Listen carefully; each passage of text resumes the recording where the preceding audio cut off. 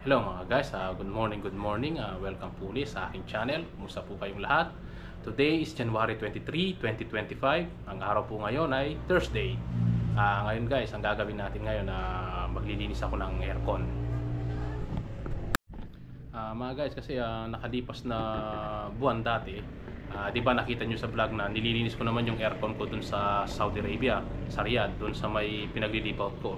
Ngayon, lilinisin ko naman ngayon yung aircon namin. Para bago man ako aalis, babalik dun, malinis ko. Para kapag gagamitin na nung lalabig. Anyway mga guys, so ito na pala yung mga pasalubong na itadalhin ko niyan. Pagbalik ko sa Riyadh. Dalawang box yan. Isa nito, tsaka ito. Yan. Konting na lang, bibilihin ko halos na kumpleto na lahat eh. Anyway mga guys, meron pala akong footage kahapon. Nag-vlog ako ng konti kahapon January 22. Nagpunta kami sa bayan. Yun, meron kami ginawa doon, tsaka kumain kami sa labas. Ayan guys, so isasama ko to dito sa vlog na to. Tignan nyo. Hello mga guys, kumusta po kayo? Today is January 22, 2025. Ngayon guys, papagupit ko na yung buhok ko. Magpapabawas ako kasi yung buhok ko, yan o, yung sa patilya niyan, mahaba naman talaga, pero ipapanipis ko yan. Tsaka si mother magpapagupit din, sabay na lang kami, tsaka kakain kami sa labas. So guys, tara, tulis muna kami, punta muna kami ng bayan. Siguro una kakain muna kami bago kami magpagupit.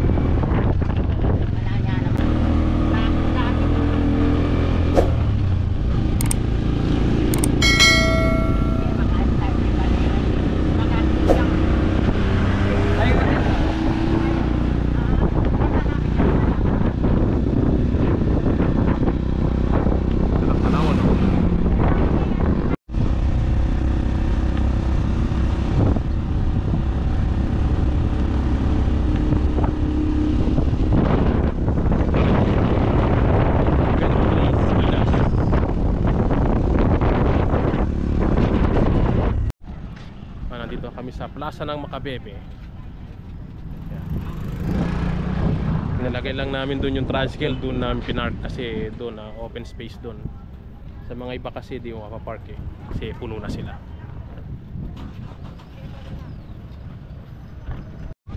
Ayan si mother tsaka si kuya. Ito yung munisipyo ng Makabebe.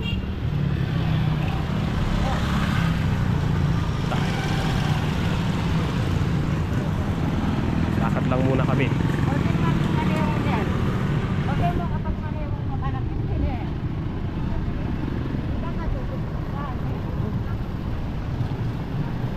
Saka yung pang SM. Dito na lang muna kami dito sa may Jollibee Makabebe. Dito na kami magla-lunch.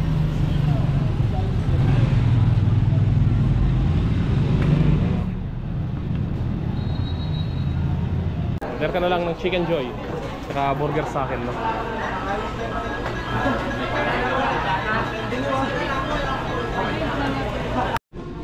Ito, naghihintay pa lang kami ng yung order. Ayun, hawakan pa ni kuya yung automatic na pag dumating na yung order, tutunog. Ito pa lang yung lunch namin. Tapos ito, magpapagupit na ako. Kami dalawa ni mother. Dahil pumapasok na customer. Yan, 2006 dito rin ako nagtrabaho sa Jollibee, pero hindi dito sa lugar na to. Sa may Apalit branch, 2006. Kaya alam ko ang trabaho nila. Kapag maraming tao, talagang mataas din ang pressure.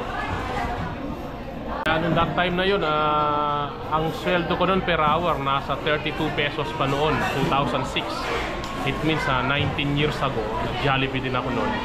Ang hinawakan ko doon na gumagawa ko ng burger, grillman, tapos nag-stockman din ako.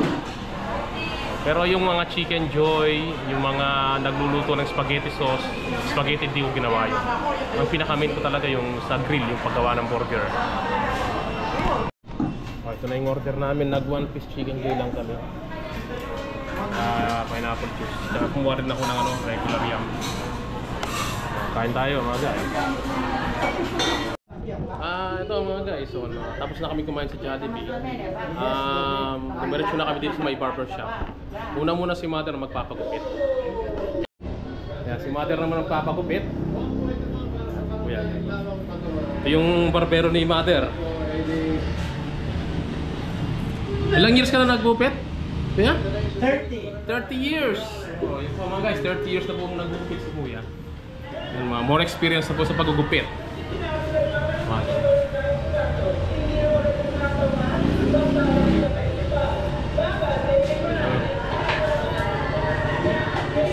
Nakapag-asama ka ng foreigner.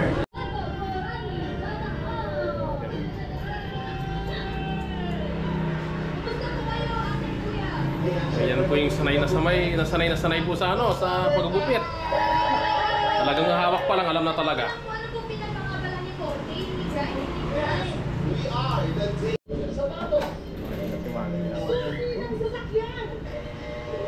Chinelas. Radyo. Tostizo. Accessories. Feeling presko ka niyan naman, no? Kali kong kupitay niya, alaka pa eh. Sabi nga sa akin na pagupit tayo doon, sabi niya. Sige, sabi ko. Daling ko yung GoPro ko, sabi ko. Para makapag-vlog.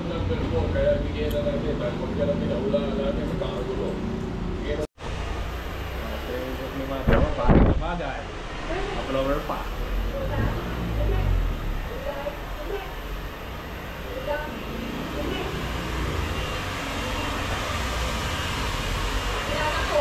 Di ba, di tanda ka mo kanya? Alipat. Ay, isperya ang ginawa kay kanya. Bakit talaga makalibulit ka ng buwak mo? Si mother, oh. Ay, dito. Ah, oh. Ha? Sa Fiesta na Ameriko. Pagkatapos ni mother, ako naman nagpapagupit. Yan. Oh, diba? Oh, guys, ako naman yung magpapagupit. Yan, yung buhok ko. Trabaho ba ako? Sa ng buwak. Trim lang.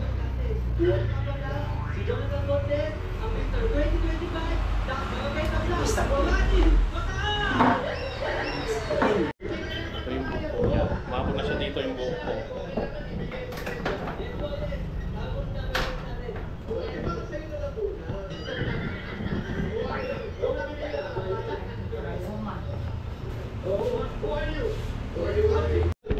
May yung gulot ko. Nagkabala na yun. Yan ang buhok ko. Mga picture kay mother. Yan. Hindi kanya nila kota. Ayan. Suklay niya po yan. Yun. Yun ang naputol. Yun. Yun ang naputol. Kabayo ko. Yung buko na tira, guys, yan. Tinanggal ko lang yung parang nagpupulot sa ilalim. Tsaka yung pinabawas ko yung sa gilid. Ito naman yung... Yun guys, hinahanap ko yung buhok ko. Parang kinky. Kay kabanan ng buwak na. Kukulang ugama.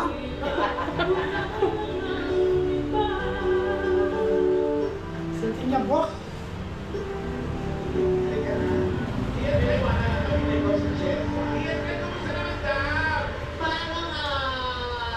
Ayaw din niya atin daw yung Jessa. Totoo ba? Kasi may mga audience natin dito, talented. Atin tayo yung mga iba't ikaw. Ito nga guys, magpapasanggol muna kay Kuya. Ito. Tita. Tita Jem Jem. Tita Jem Jem. Ako rin ay Jem Jem. Ay, tita. Tita. Pili ko ng anak na Alberto. Itsura. Parang askas na kuya. Hirap ko ito. Nandiyo sa suklen niya eh. Sa bagay niya eh. Ito muna.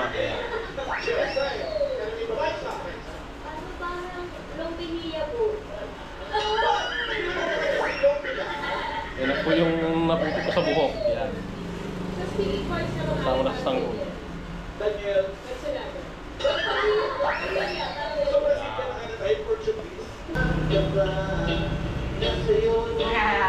Diba? Bagay ni Bakla yung maraming ng tao. Magkano yung tao? Ay, bakit yung ano sa lamin nyo? Oh. Oh, see? Yan na, nagsalamin na. Yan na. Oh, diba? Diba? Okay, oh, diba guys? So yun na, tapos na. Oh. Diba? Diba na tsura ko ngayon? Oh? Parehas din kaso na nanipis na. Thank you po sa gupit ha. Thank you! Thank you po. Kaya na kung bala kay mother sa kanyang buhok. Okay po? Yeah, thank you! Thank you po, thank you. Thank you so much. Happy trip na. Salamat po, thank you. Thank you. Dito po kami nagpagupit dito sa may Denden Santos Hairstylist. Yan, dito po kami sa may malapit sa may plaza ng Makabebe. Yan po, sa may way doon. Dito po yung shop niya. Gusto pong bumisita? Dito po, magaling po yung nanggugupit. Thank you so much. Ayun guys, nakita nyo yung footage kahapon. Yun, nagpagupit na nga ako. Kami dalawa ni mother. Tsaka kumain kami sa labas. Ngayon, ayun, umpisahin ko ng paglilinis ng aircon. Gagamitan ko muna siya ng sabon para medyo luminis ng konti. Magsasangkap ako ng sabon. Tapos, ayan ako sa hose ng tubig. Ito ang gagamitin kong sabon, Fairy. Maglalagay ako dito ng tubig, tsaka bibigyan ko siya ng Fairy Green.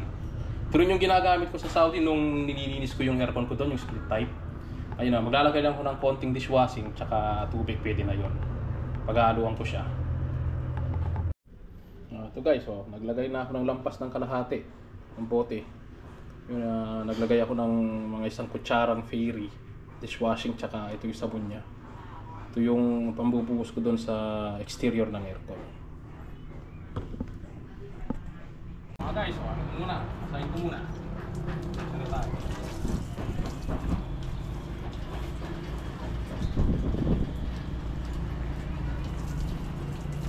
Naroon din nalilinis.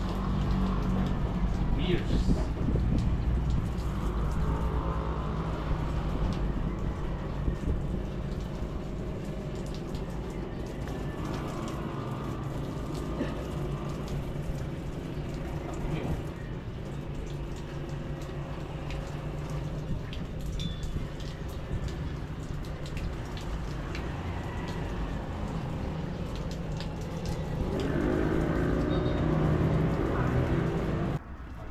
Gilid. Dito.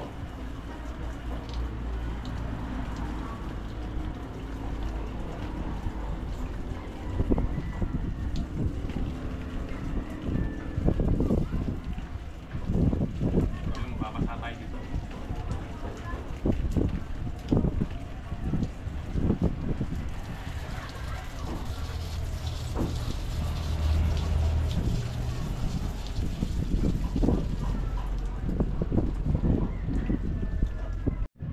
Mga guys, ito, lagay ko na itong sabon, no? Ubusin ko to para malinis, para bumula.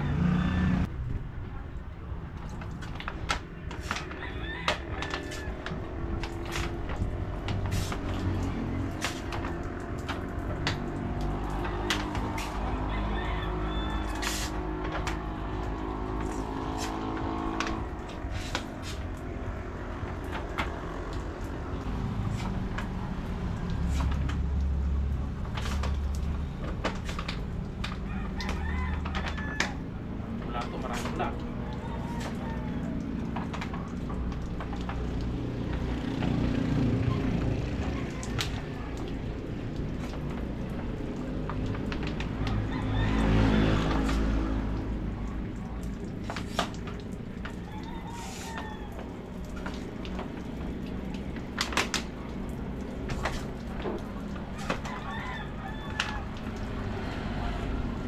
Ang galing itong takip.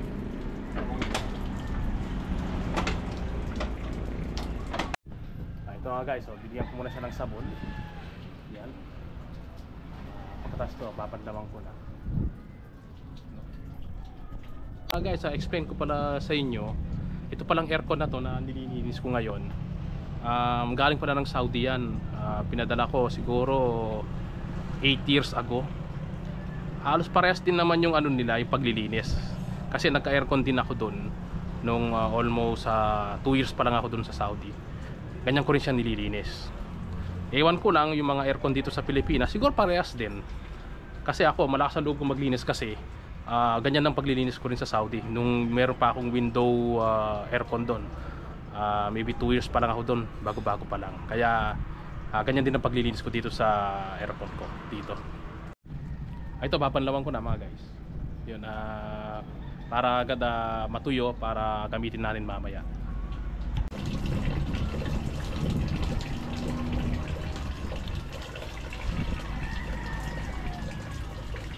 Wala siya, wala.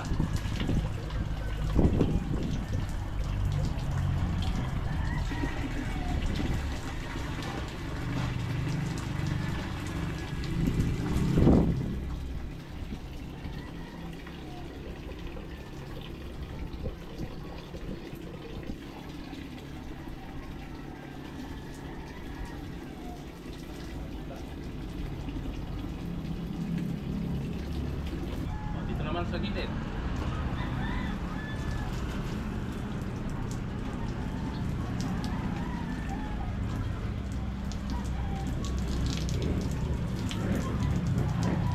Wala.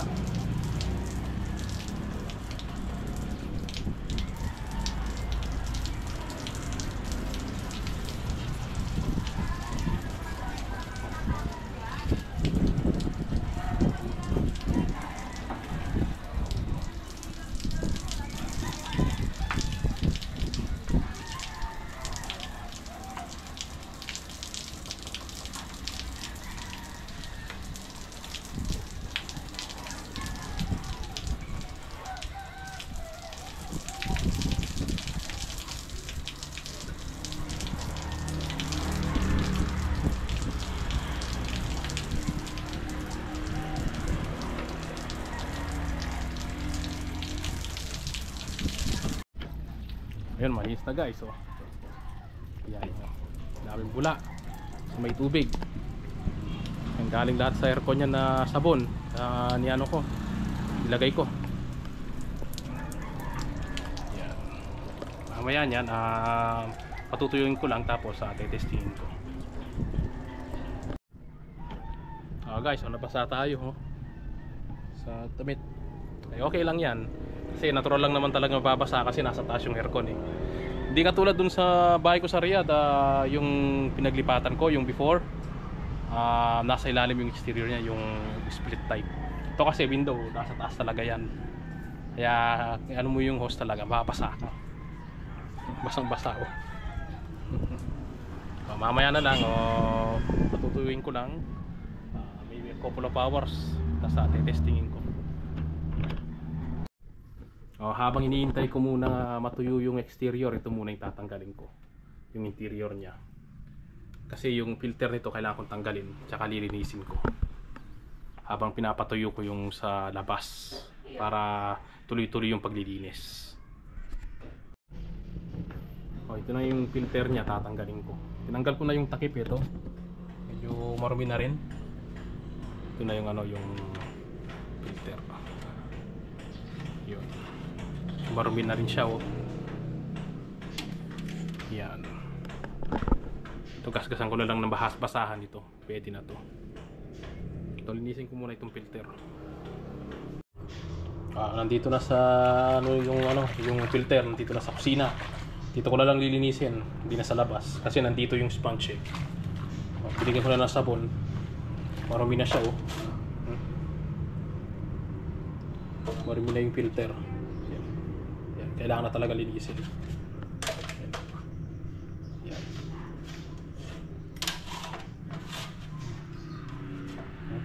Dumi-dumi.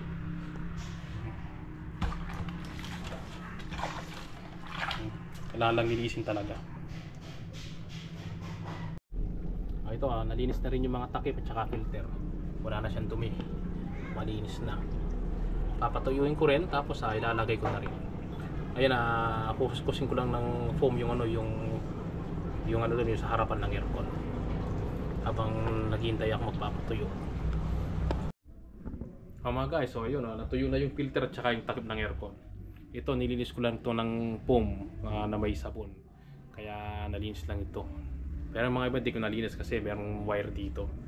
Kasi kung lilinis talaga ito, yung standard talaga, tanggalin lahat itong unit na to. Kaso dapat yung maglilinis dito, dapat 2 katao or 3. Kasi nung pinadala ko to dati, 8 years ago, nung pinakilo ko yan sa air cargo, nasa kulang 70 kilos yan. Kaya kung ako mag-isa, di ko kakayanin lilinisin to, kailangan 2 katao. Kaya ngayon, okay lang naman, linisin lang yung sa labas, tsaka ito, okay na rin. Ay, lalagay ko na itong filter. Ito yung filter, ito malinis na. Wala na siyang dumi. Kanina napakadumi nito. Yan, Letgat ko na. Wala na siyang dumi, Lagay ko na yung takip na ito. Tapos papaganahin ko na, testing ko na. Ito, nilagay ko na yung yung takip niya sa harapan. Ito, malinis na to, wala nang mga alikabok sa gilid. Ngayon titignan ko yung lapas kung tumutulo pa siya. Pag hindi na siya tumutulo, pwede ko nang paganahin ito. Testingin na natin. Ito guys, medyo may tumutulo pa. Kailangan ko muna patuyuin. Kailangan ko munang mawala yung tubig. Yung harapan walang problema. Yung takip nakalagay na. Pero ito guys, tumutulo pa. Siyang basa. Kailangan talaga para for safety talaga. Hindi siya tumutulog. Bakit tayo pa tayo ng mga ilang oras pa siguro dito hanggat tumutulo pa siya.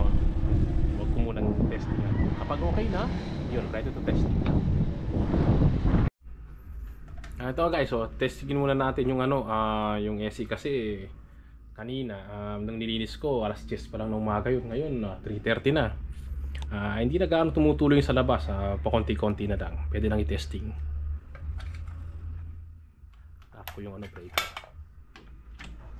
Palitan ko muna siya.